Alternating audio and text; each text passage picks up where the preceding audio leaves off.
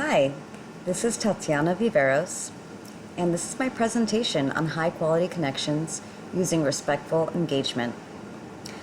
A quote I found that I feel resonates to this assignment is, "I want to say thank you to the rare few individuals in my life who have listened without judgment, spoken without prejudice, helped me without entitlement, understood without pretension, and loved me without conditions."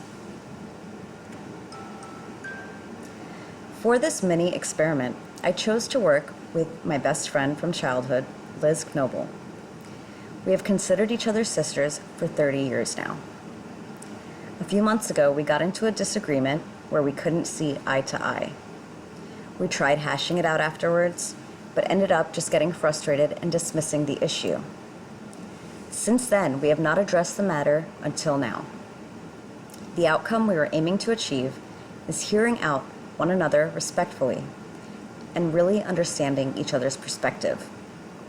Another relevant quote that I came across is, "Listening is an art that requires attention over talent, spirit over ego, others over self." As far as the measures of success, we would both like to feel at ease in our relationship and be more comfortable expressing our concerns and frustrations to one another without any judgment. In the reading by Dutton from the book Energize Your Workplace, he writes, "We all have our strengths, our weaknesses, our insecurities, our egos. The real key is to take a deep interest in people." I think the key to this conversation was putting my ego and insecurities aside and really effectively listening. What I mean by that is having no distractions, being empathetic, and really trying to understand the other person. Listening is an art that requires attention over talent, spirit over ego, others over self. Because my friend Liz resides in New York and I live in Florida, we could not have this conversation in person. It can be challenging to have a serious conversation over the phone. However, in this case, it came naturally, and we utilized text messages as well as voice notes so that tone can be established and not misinterpreted. Because we are both assertive, blunt, and have strong personalities, we've had difficulty in the past with respectfully hearing each other out. This time, I chose to really listen to each point she made and not react defensively. At one point, I did make one justificative comment, and she immediately called me out on it. Instead of taking it personally, I took the time to reflect and realize my blunder. I was honestly a bit surprised at how receptive Liz was throughout our conversation. It made me realize that there are two sides to every story, and also that the skill of effectively listening could make a huge difference in my life if utilized regularly.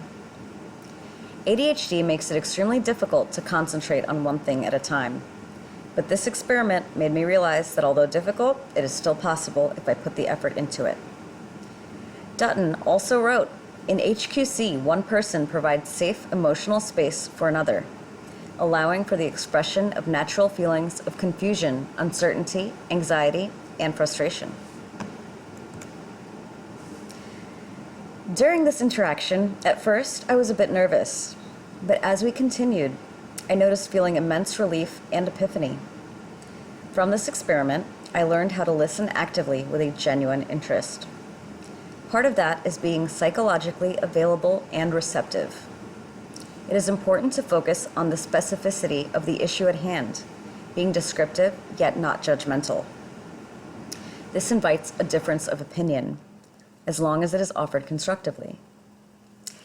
In the future, I plan to concentrate more on the here and now, being present with no distractions. I noticed that affirmative communication manifested an appreciation of worth in this situation. It made both my friend and I feel valued.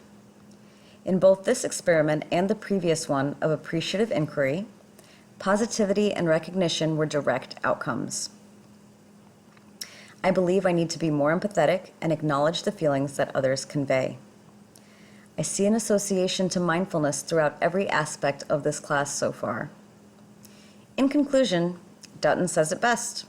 Supportive communication means expressing yourself in a way that allows the other person to hear you. It means being careful to express views and opinions in ways that minimize defensiveness on the part of others and maximize their clarity about where you stand and how they can constructively respond. This was an extremely rewarding learning experience, and I am grateful for this assignment. Thank you.